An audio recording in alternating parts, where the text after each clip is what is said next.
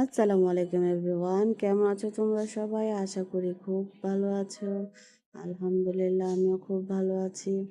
কালকে আমি কোনো কিছু আপলোড দিতে পারি নাই, কারণ হচ্ছে আমার প্রিন্সেস সাফার বার্থডে ছিল।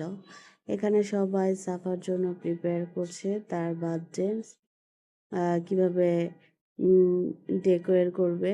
ওই তো সবাই ব্যস্ত, আর আমি ছিলাম রান্নার মধ্যে ব্যস্ত।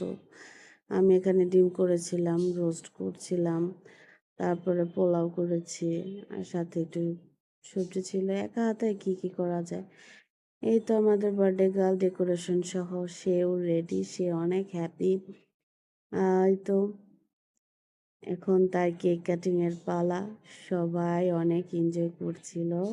এই তো কেক কাট করে সে এখন এই তো খুলছে, তারপর গিফটগুলোকে সবার সামনে খুলে দেখছে কে কি দিয়েছে। এখানে ইকরা বসেছিল, ওইদিকে সিফাত খাচ্ছিল, তারপরে এই তো রাহাত, সবাই বসে বসে এখন রাহাতের গিফট খুলছে। রাহাত অনেকগুলো ক্লে দিছে, ওর যা যা দরকার এগুলো সব ওর চাচা দিছে।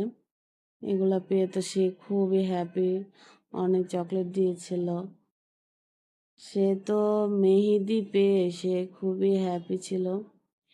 এখন ইকরা তাকে একটা চকলেটের বক্স দিয়েছে। চকলেট পাইলে তো তার দুনিয়ার আর কিছুই লাগে না, সে অনেক খুশি। আর রাতুল আবার ইকরাকে খেপাচ্ছিল, এই কিপটা কিপটা বলে। ইকরা তো খুবই খেপে গেছে। এই তো সাইফ ওর জন্য কি কি গিফট আনছে দেখা যাক। সাইফ তো ওর বোনের জন্য নিয়ে আসছে, মেহেদি নিয়ে আসছে, ক্লিপ নিয়ে আসছে, লিপস্টিক নিয়ে আসছিল, তারপর হচ্ছে নেল পলিশ আনছিল। এই তো ওর বোনের যা যা পছন্দ সবই নিয়ে আসছে ভাই। এখন এগুলো পেয়ে তো সে খুব হ্যাপি।